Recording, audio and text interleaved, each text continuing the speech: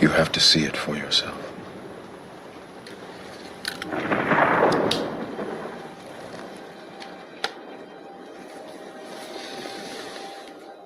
This is your last chance. After this, there is no turning back. You take the blue pill. The story ends. You wake up in your bed and believe whatever you want to believe. You take the red pill. You stay in Wonderland. And I show you how deep the rabbit hole goes.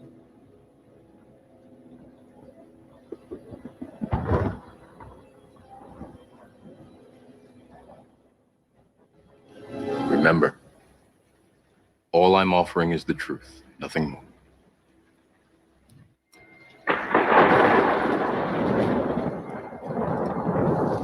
Follow me. Well, good evening. Good evening, Robert.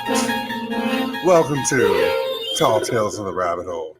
Tonight, we're going to look into the life of one Miss Alice A. Bailey and see if that's something that's helped us at all. And, we'll get into some other things as well if we have time.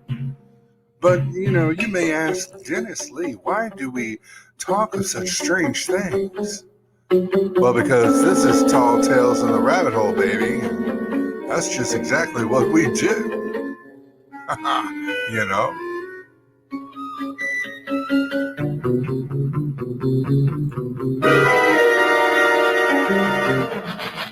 Ten, 9, 8, 7, 6, 5, 4, 3, 2, 1.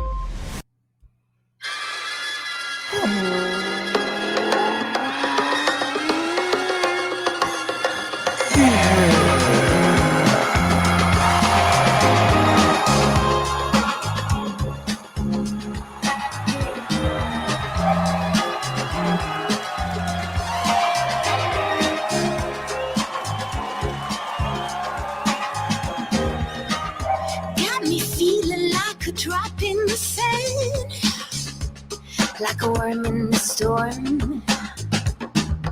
A hungry hunger inside of me. I can't be reborn. I'm a monster, spreading hate, stealing time. I'm a monster, laying beds when it's cloudy. Oh, pilgrim inside of me. Tell me, what's my remedy? I'm a fraud, call me a liar, a true psychopath. Yes, indeed. Welcome to another edition of Tall Tales in the Rabbit Hole, my friends. Glad you could be here with us. Welcome, Robert.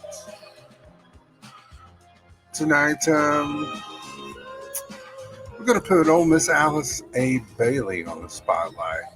See what we can get out of her.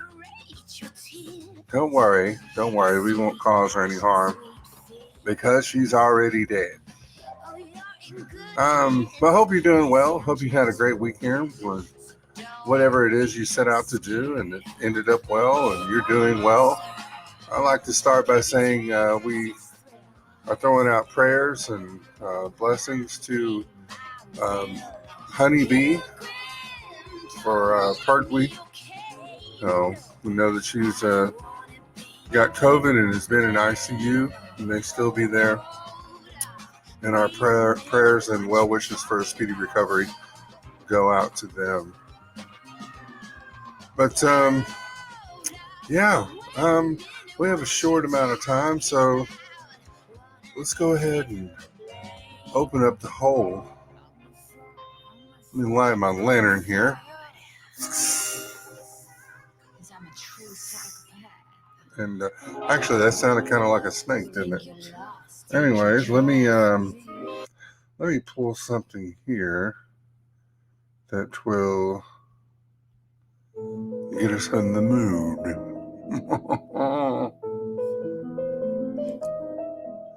Indeed. Well, and this story that I have here is from this actor. Welcome, Benedict. is from realpolitik.com, and it's by Isabel Blackthorne. We like to use articles that come out of Real Politics. Yes, anytime. Welcome to the show. So, the article goes, Alice A. Bailey, mother of the New Age or the New World Order? I don't know. Hopefully we'll find out by the end of this article. It says, and if you wondered, I mean, she has already passed. She lived from 1882 and 1949. So, she is not here to plague us unless she is in spirit form. Here still on Earth.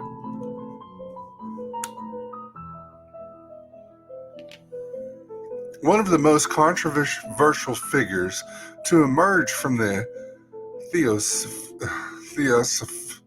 Theosophical Society, or the TS, in the early 20th century grew up a devout Christian far removed from occult circles. For many decades, her faith was unshakable. Yet the seeds of her conversion lay in her introspective nature and sensitivity to mysticism. In the scholarly milieu, she is considered to be the mother of the New Age movement, harnessing the term circulating among occultists and the spirituality minded in her milieu, and composing a series of foundational texts which provide much of the theoretical basis of New Age thinking. The obscure theosophist has left a hidden legacy that continues to this day to influence world affairs behind the scenes through various key roles, bodies, and organizations operating within the United Nations. The degree of influence is difficult to gauge, but conspiracy theorists would argue it is significant.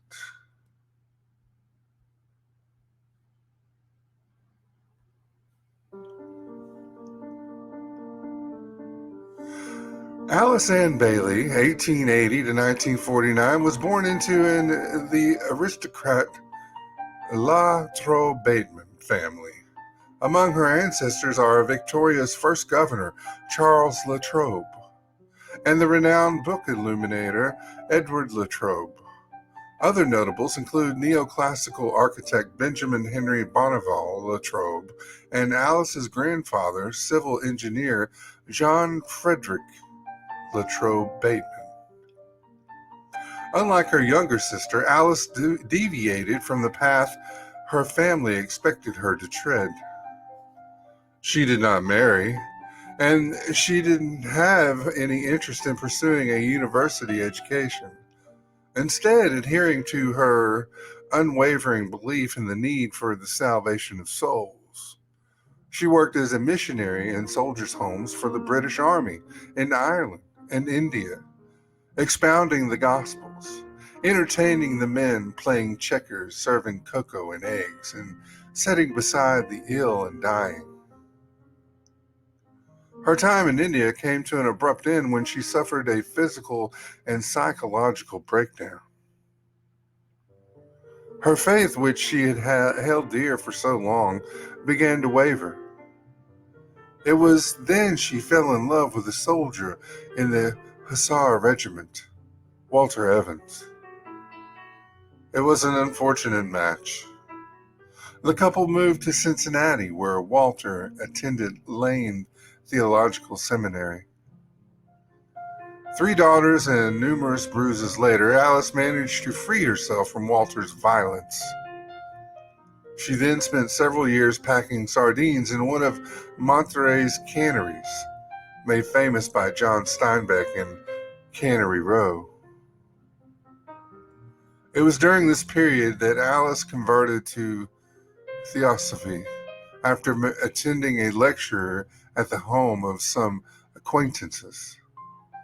She devoured the teachings and received guidance from founder Madame Helena Blavatsky, personal students.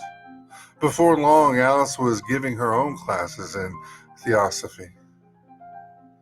Consumed by this new body of knowledge, she moved to the Theosophical headquarters at Crotona, Hollywood, where she worked in the cafe. As soon as she could, she joined the elite esoteric section of the society.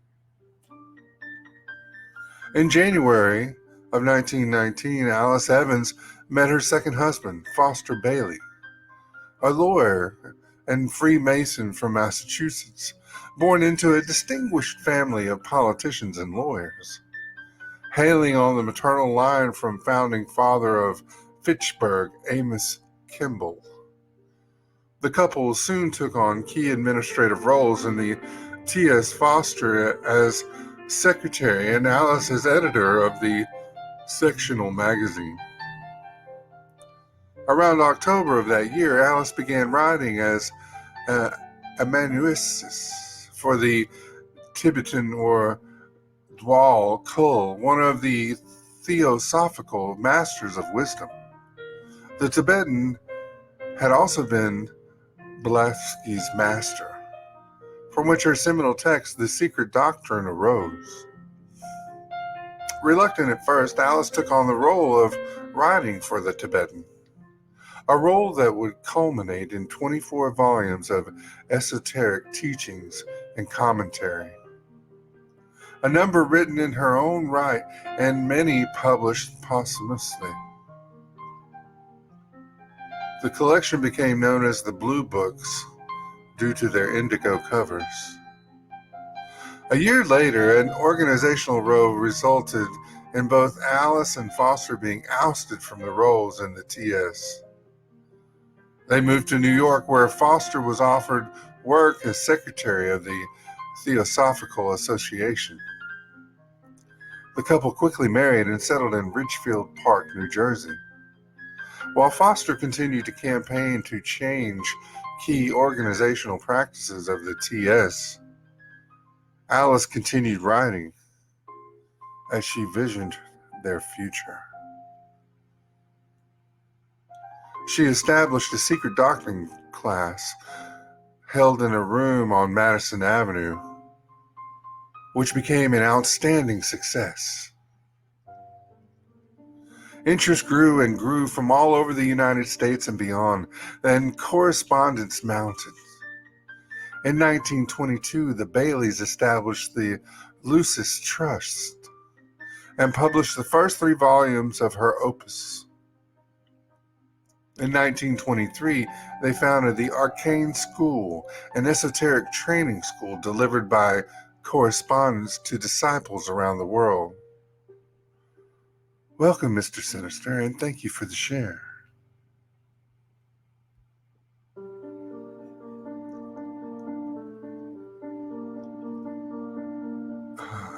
Yes.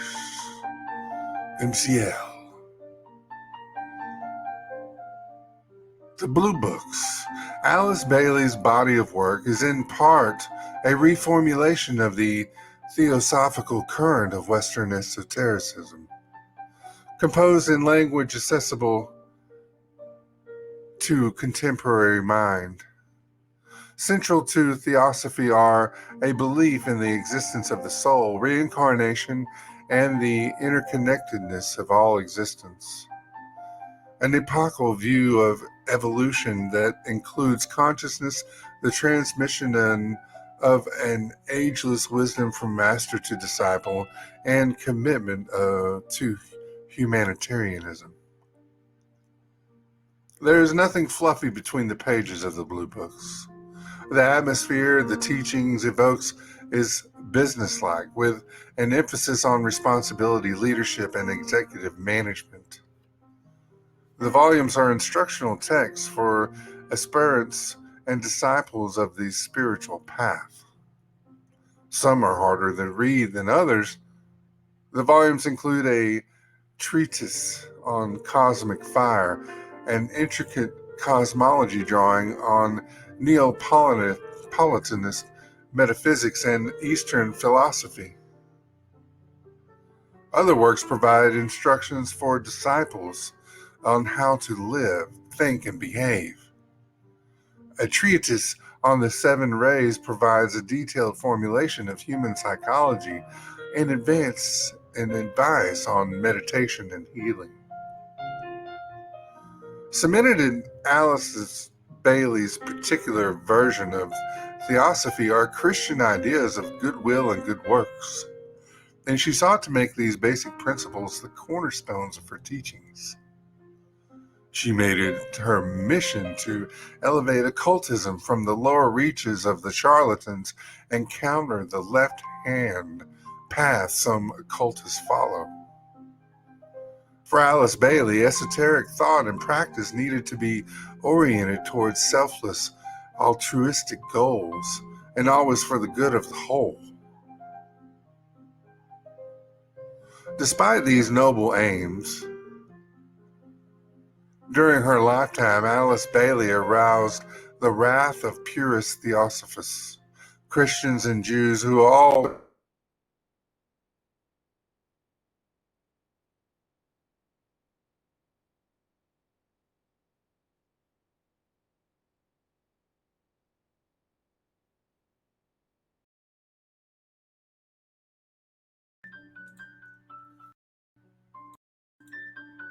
Purist theosophists accused Alice Bailey of false claim-making over her assertion that the source of most of her writings was none other than Blavatsky's master, Dwal Kol, that she was merely a conduit and telepathic report, receiving the next outpouring of the ageless wisdom provided with her with a handy disclaimer should any issues of copyright or plagiarism arise.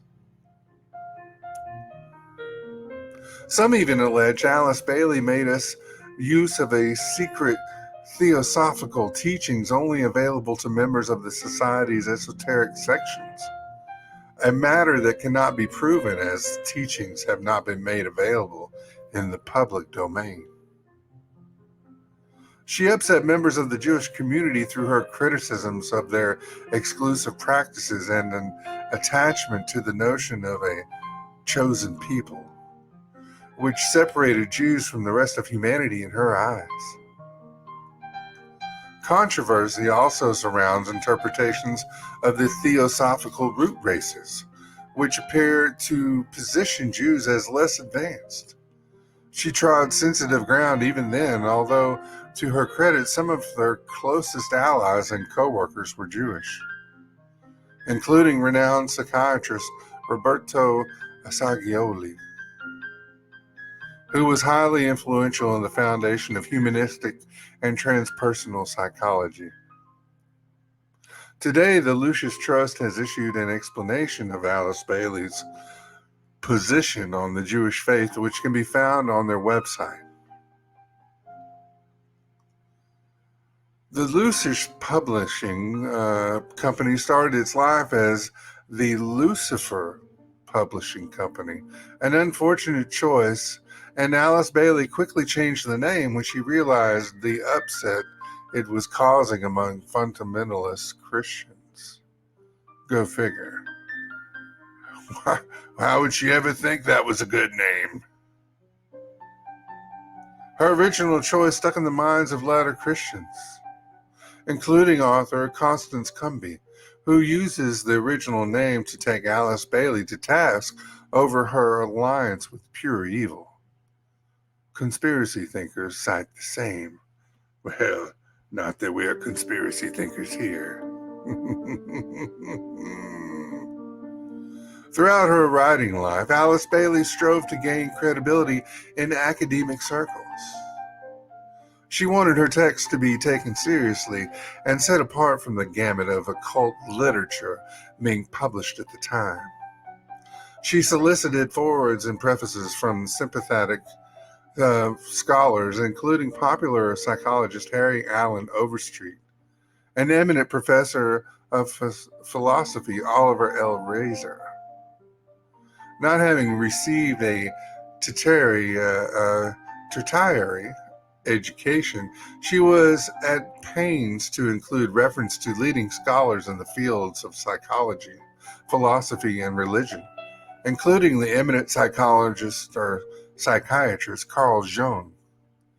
She met with some success but failed to achieve acceptance among the intellectual milieu. She rose above all these threats to her reputation and credibility. Yet a close reading of her unfinished autobiography reveals a defensive tone in relation to her husband, her daughters, and her views on Jews, her own Christian fundamentalism, and the Theosophical Society. It is transparent that she was painfully aware of her critics and sought to counter their claims.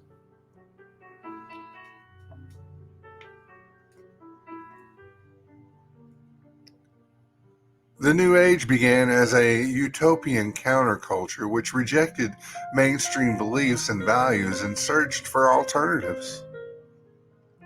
The roots of the New Age are deep and can be traced back to at least the 1800s, where an interest in spirituality as an alternative to mainstream religion and dull intellectualism began, culminating in esoteric circles in the founding of the Theosophical Society in 1885.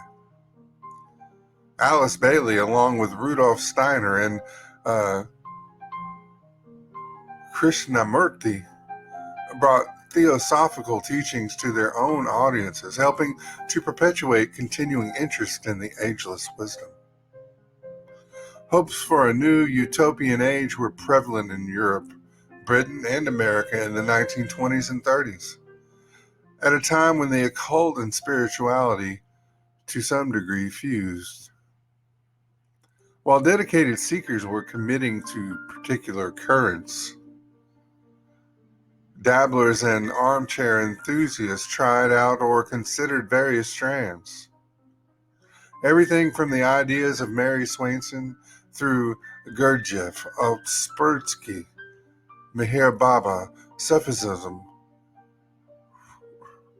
Rosicrucianism, Wicca, and Jung, along with aforementioned Theosophists. That's a mouthful. Alice Bailey was a prominent figure in the scene. She lectured far and wide. The Beacon was acknowledged to be a high quality occult periodical. Book reviews and her letters appeared in the prestigious Occult Review. What others may have lacked and Bailey had in abundance was a highly focused missionary zeal.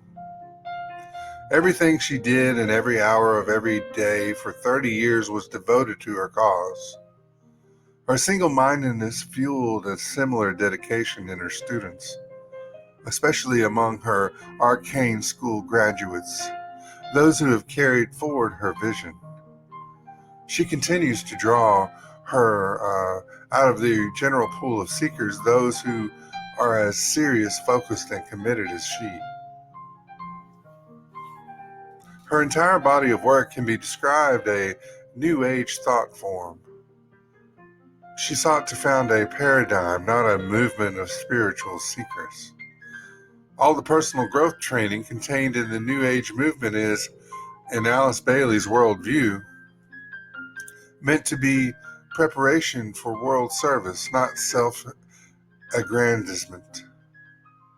For her, healing of various emotional and mental wounds is a side issue, something that may occur solely to divest the personality of its own obstacles. A treatise of white magic, or The Way of the Disciple, is a work prized as a training manual for spiritual discipleship, containing 15 rules of the path. In essence, a guide to how to avoid the dark path of black magic and render the student equipped for world service. Disciples are instruments of service, charged with developing their intuition and their sense of values, and turning their inner ear to those voices on the inner planes in order to inaugurate the new age.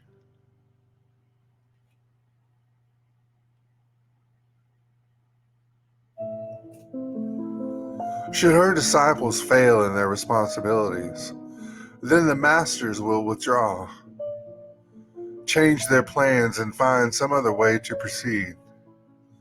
Alice Bailey's entire canon pivots on this one single charge. An opportunity exists for new orientation, or for humanity to pass through the portal of initiation into the kingdom of the soul. This is the new age, should we want it. Well, Alice Bailey's new age is the dawning of global consciousness and the manifestation of the world disciple, one with an expanded awareness of some affairs affecting humanity and the planet. The hallmark of such global consciousness is world service, relinquishing selfish desires of the personality and acting in goodwill to foster right relations for the good of the whole. Through her texts and organizations, she not only helped conceptualize a new age, she energized the concept with her evangelical drive, infusing the very notion with the atmosphere of born-again religious fervor. Her mission was to convert, to foster the birth of the soul, to guide her readers towards spiritual enlightenment. She was not unsuccessful. Her followers went on to interpret and step down her teachings to render them intelligible to seekers among the general population. Authors such as Vera Stanley Alder, Nancy Mager, and Michael J. Eastcott, and Roberto Assagioli provided interpretive bridges for later seekers, practitioners, and writers. New Age luminaries inspired by Alice Bailey include David Spangler, William Bloom, Benjamin Creme, and Jean Houston. Alice Bailey has influenced Western understanding of the chakras, color therapy, light work, astrology, and transpersonal psychology, as well as providing core inspiration for the well-known alternative community of Findhorn in Scotland's northeast. The New Age Alice Bailey sought to inspire took a new turn during the World War II. In response to the evils of dictatorship, Bailey, like many others of her time, yearned for better governance. She was distressed by the war, deeply affected by the suffering she saw, and appalled by the aggressor nations.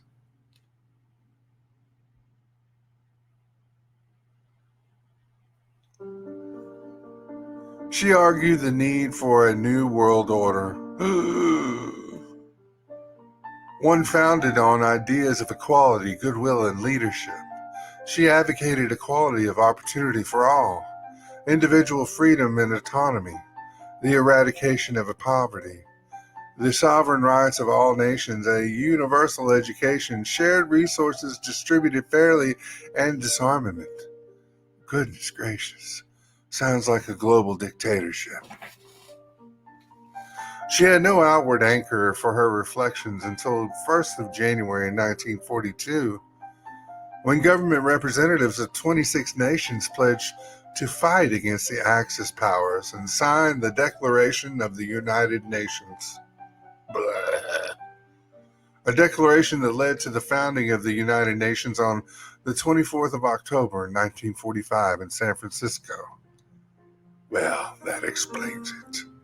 When its charter was ratified. Until then, all her efforts were poured into training disciples who were to go off in their various directions in the capacity of world service.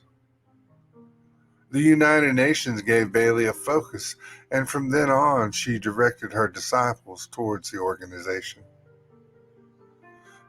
Her support of the United Nations is unsurprising. The organization representing a dovetailing of her spiritual ethos with the pressing concerns of the era to address the situation that had led to another world war. Not least a widespread desire to create some form of international law designed to protect individuals and groups from abuses meted out by nation states, challenging the idea that a nation has an inviolable right to treat its citizens or anyone within its borders however it wishes. Through Alice Bailey's eyes, there was at last hope for a better world, one founded on unity, goodwill, and right relations. Alice Bailey's call for a new world order and support of the United Nations have resulted in an uproar among conspiracy theorists. Conspiracists are not wrong when they point to the infiltration of the UN by Alice Bailey's co-workers. Membership of the UN Spiritual Caucus is filled with her people. Her organization, World Goodwill, is a UN NGO. In 1952, Eleanor Roosevelt read Alice Bailey's prayer, The Great Invocation, on a radio broadcast from the UN building in New York. One key UN figure closely associated with Alice Bailey is Robert Mueller, who served in the UN for 40 years and was assistant to 3 secretary generals. Mueller devised the World Core curriculum, for which he was awarded the UNESCO Peace Education Prize in 1989. A curriculum loosely based on Alice Bailey's education in the New Age. He contributed to Alice Bailey's magazine, The Beacon, and addressed arcane school conferences. This is Robert Mueller. A coterie of influential figures operating out of plain sight would arouse suspicion in most of us. When those individuals believe in and are practicing a form of occultism, suspicions inflame. And when the focus of activity is in the United Nations, a locus for the New World Order, the result is a perfect storm of fear, speculation, and evidence gathering. Whether Alice Bailey deserves it or not, she has become a pet hate among conspiracists. Alice Bailey passed away in December 1949, with her husband Foster at her bedside. She had been ill for many years. Among her health conditions, she suffered from pernicious anemia. Symptoms are wide-ranging and incapacitating. Even with treatment, the condition can be debilitating and painful. Alice received regular blood transfusions. Despite this, she worked tirelessly to the very end, holding executive meetings from her hospital bed. After her death, Foster and their closest co-workers set about continuing the work. The Lucis Trust continues to publish the Blue Book in 20 languages and maintains and promotes the organization she founded. Her co-workers to this day occupy key roles within the United Nations, and her texts continue to influence alternative spirituality and Western esoteric understanding and practice. Alice Bailey's vision of esoteric truth is meant to foster goodwill and right relations. It is up to the individual to decide if it does.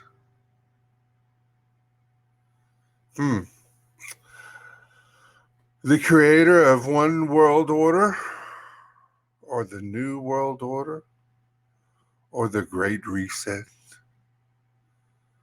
Only time will tell. It's weird that Robert Mueller was thrown in there. But I digress. Well, it looks like we have a little time, so let's get this other one in there.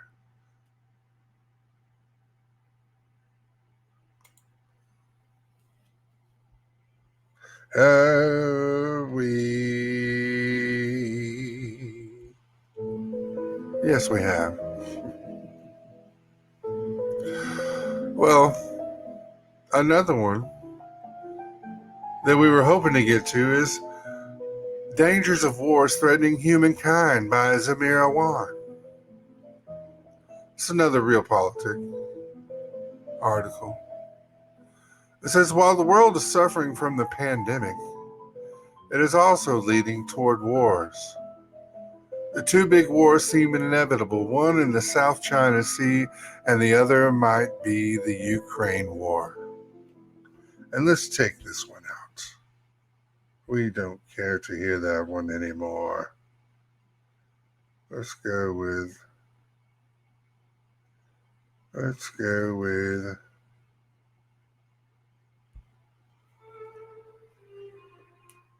go. As a matter of fact, the U.S. was the beneficiary of world wars and used wars, aggressions, coercion, conspiracies, toppling governments, and Cold War tactics to maintain its supremacy. After the recent Sino-U.S. dialogue in Alaska, it is evident that China refused to accept American hegemony.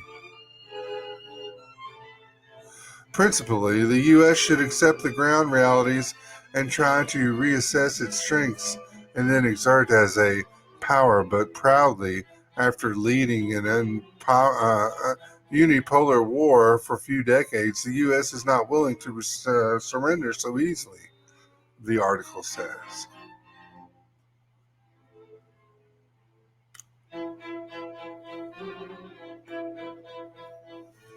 And remember, the whole does not always wholeheartedly agree with the articles. We bring it to you. You decide for yourself. After World War II, the major wars go as follows. The Korean War, the Vietnam War, the Bay of Pigs invasion, Grenada, U.S. invasion of Panama, Persian Gulf War, intervention in Bosnia and Herzegovina, invasion of Afghanistan still continued, invasion of Iraq, Somalia and northeastern Kenya, Operation Ocean Shield in the Indian Ocean, intervention in Libya, Lord's Resistance Army, Uganda, U.S.-led intervention in Iraq against the Islamic State of Iraq and Syria, and U.S.-led intervention in Syria, Yemeni civil war, and U.S. intervention in Libya. And the last three are present. The author said it is worth noting that all of these wars were fought in a third country, far away from American soil, where only well-armed, well-equipped troops, well-protected were involved. The ordinary citizens were far away from war sites and were not exposed to any danger of war casualties. In all these wars, the locals were killed, injured, made homeless, or taken as prisoners of war. In comparison, the casualties on the part of the America were negligibly small, they say. But what I'm going to do with this article, while I understand where they're coming from, we'll still put it on Twitter for you to read the rest of it. But we're not going to spend our time on this one, because I see where it's going. Instead, but you'll be able to read it. You can be able to come to your own conclusion. Instead, let's go ahead and get into something deeper that can affect you right now.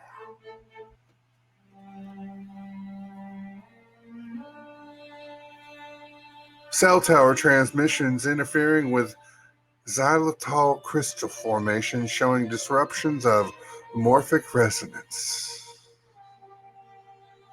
Oh yes, we told you 5G was coming. Scientists have long known that crystals form into patterns which are instantaneously communicated to other molecules around the world, as if invoking a kind of cosmic internet that remains unseen. As Woodard and Macron wrote in their article, Unusual Crystallization Behavior, published in the Journal of Applied Crystallography in 1975. Xylitol first appeared in 1891, was considered a liquid until 1941 or 1942, when a form of melting at 61 degrees Celsius crystallized. These experiments were successfully repeated by Carsman, Weisbrot, and Jones, and in the course of further recrystallizations, a new form melting at 94 degrees Celsius crystallized. Subsequent attempts to prepare the lowering melting forms were unsuccessful.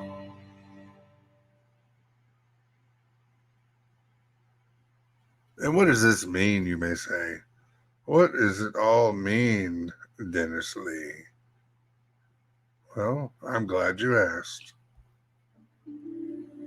What Macron has stumbled across is the shocking reality that molecules communicate morphic structure or knowledge to other molecules.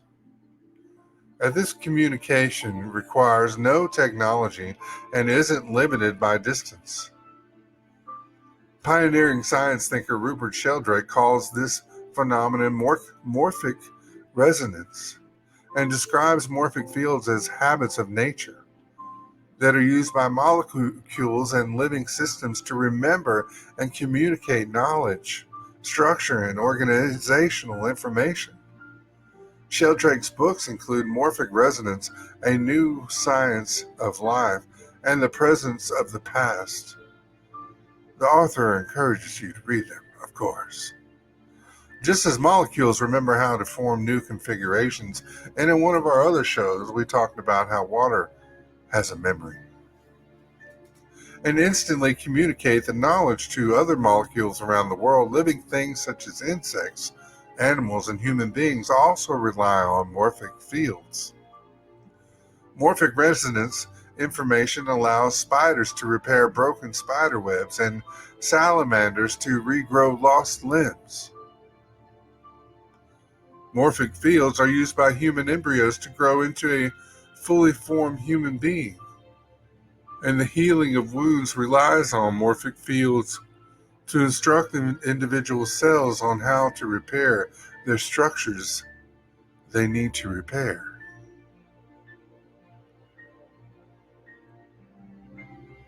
Human genes describe almost nothing about the human being, as genes are mostly focused on protein synthesis, not the structure of the whole human body.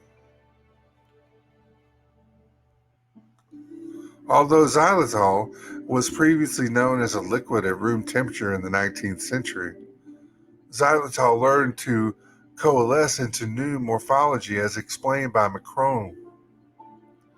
Now xylitol freezes into crystals at room temperature. Intrigued by this theory of morphic resonance, I decided to film the crystallization of xylitol using a video microscope in my lab, the author says. After melting small piles of xylitol into a ceramic container, I filmed crystals growing both with and without 4G cell phone interference. The difference in the formation of the crystals is remarkable. When 4G cell phone energy is not present, the resulting crystals were quite beautiful, symmetrical, and resembled flowers.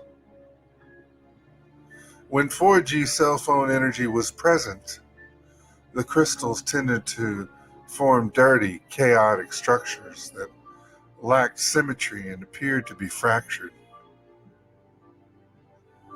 In one instance, a xylitol crystal structure formed, and you can see this growing in the video below, and we'll post this on Twitter. They resembled some sort of vicious claw or mouth of a beast. Notice the lack of symmetry and the strange straight lines that characterize this crystal, formed in presence of 4G cell phone interference. A closer look at the beast image above reveals strange lines and dots, arranged almost in kind of script, like an alien Morse code or something similar.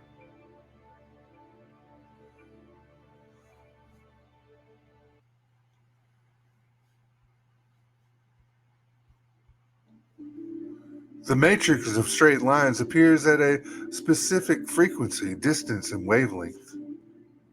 With better measurement tools, we could measure the nanometer width between the lines and perhaps deduce something about the frequency used by cell phones. Notice how they are fractured by lightning strikes that are woven into the pattern of lines.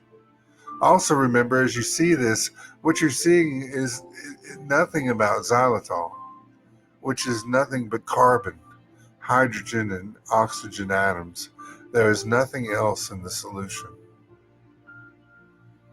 We also see the formation of crystal tumors that would adhere to the edges of other crystals, forming chaotic cancer tumor-like shapes that lack symmetry or a clear nucleus.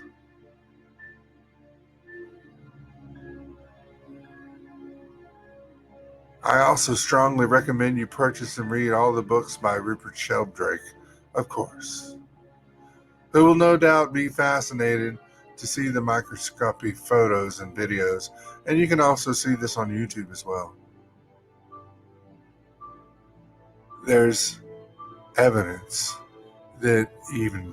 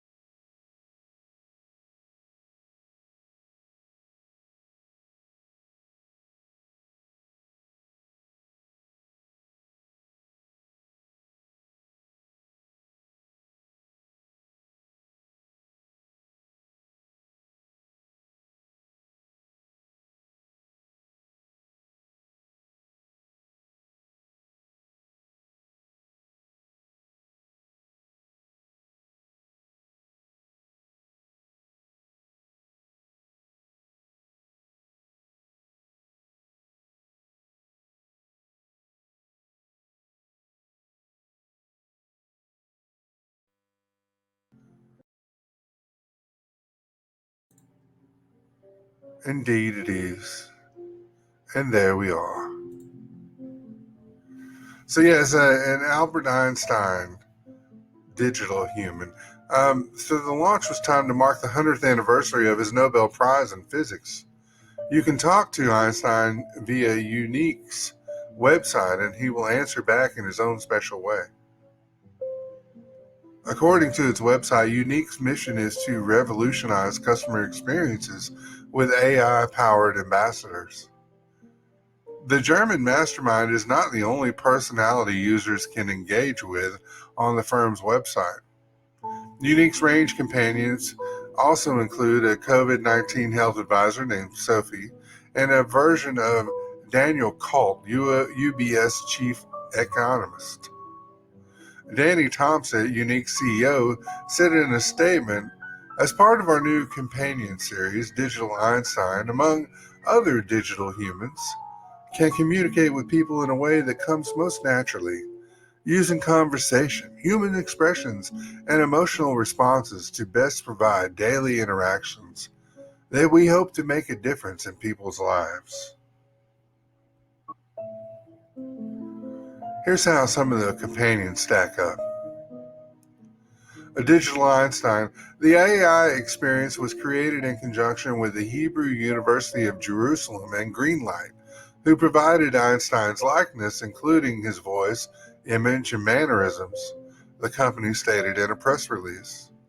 You can talk to Einstein about a variety of products, including or through his daily quiz, or chat about his life's work and research. Insider asked him a bunch of questions, including whether the Earth was flat.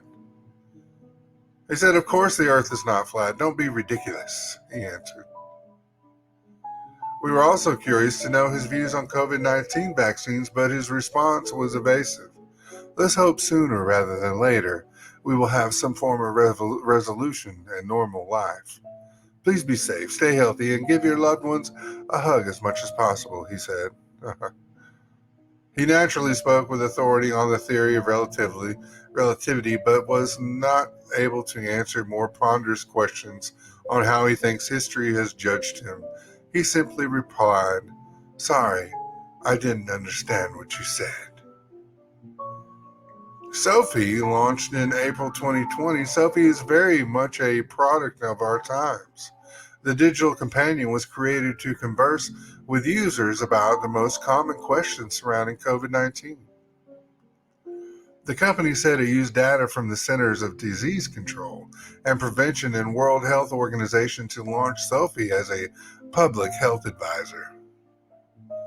She's able to update users on the latest news and guidance around the pandemic, while also providing real-time advice on ways to stay safe based on credible resources or credible sources of information.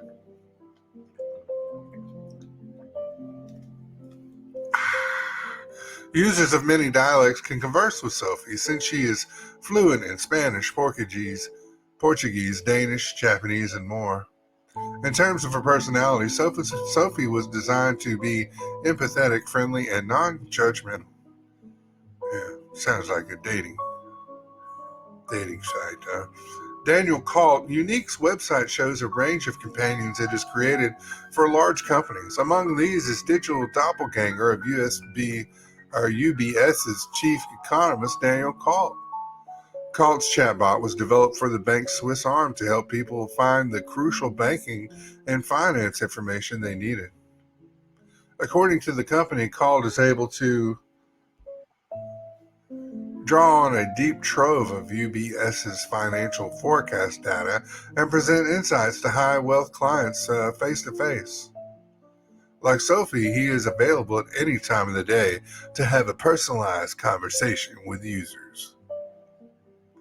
There's clearly potential for this type of technology, but it's unclear at this stage whether digital humans can fully live up to expectations. The world is facing an undeniable mental health crisis, including a significant rise in anxiety and depressive conditions. On the one hand, AI-powered pals are unlikely to be any kind of substitute for the appropriate treatment of serious mental health conditions. But on the other hand, they could at least provide a bit of cheer and lightness for those facing prolonged isolation during the daily gloom of the ongoing pandemic.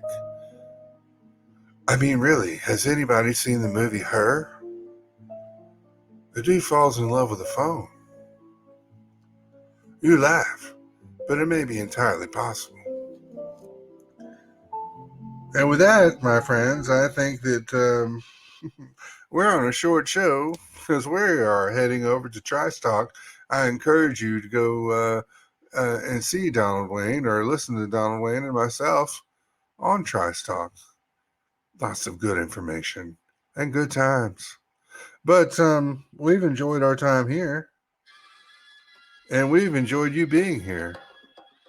And Tall Tales on the Rabbit Hole is on every Sunday, Tuesday, Wednesday, and Thursday at 9:30 p.m. Eastern, somewhere thereabouts, with impromptu shows all the other rest of the time.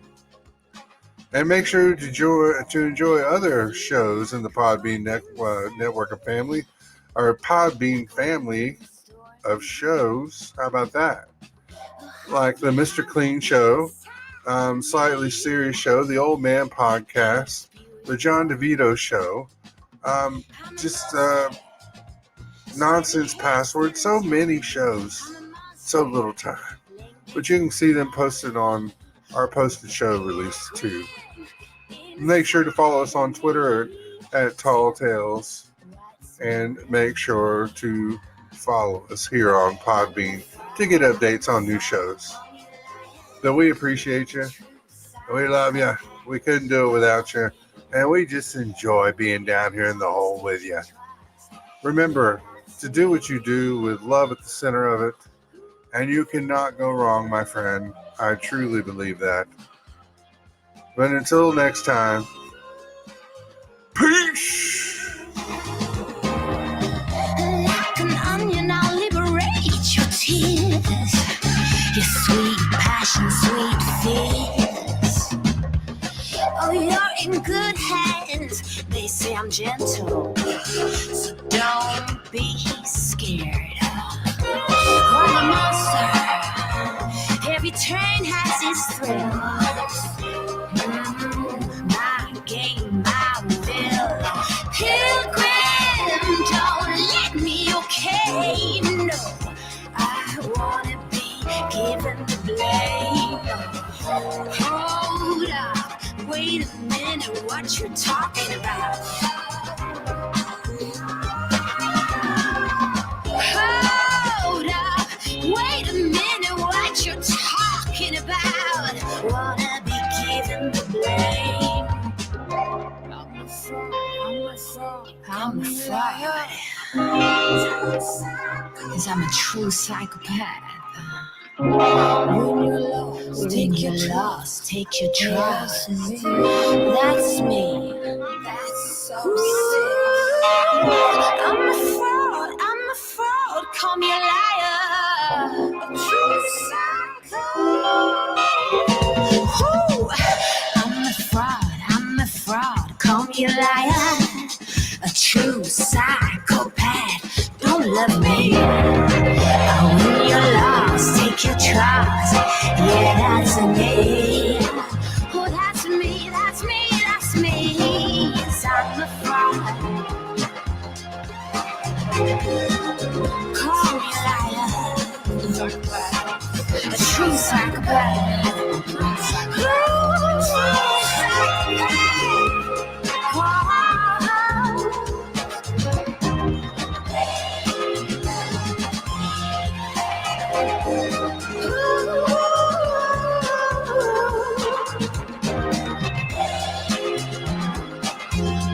I'm a